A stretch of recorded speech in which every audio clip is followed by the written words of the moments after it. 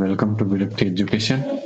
So most people solve this question like 4 cancelled by this 4 is equal to 40 divide 5. Therefore 40 divide 5 is equal to 8. But here they are all wrong because this answer is not correct. Okay. So now let's solve this question correctly.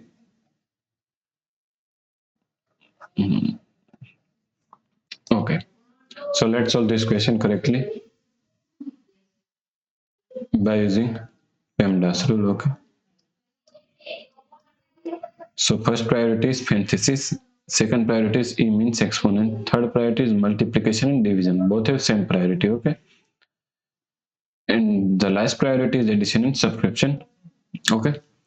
So here is a one division and one multiplication. Multiplication and division both have same priority. Therefore, we have to solve it from left to right, okay? So first we have to solve this part. So 40. Now according to KCF rule, K means skip, C means change, F means flip. So keep this first fraction as it is 40, then change the sign from division to multiplication. C means and F means flip this fraction. So 4 by 5 multiply 4. Now here is multiplication and here is multiplication. Both have equal priority. Therefore we have to solve from left to right.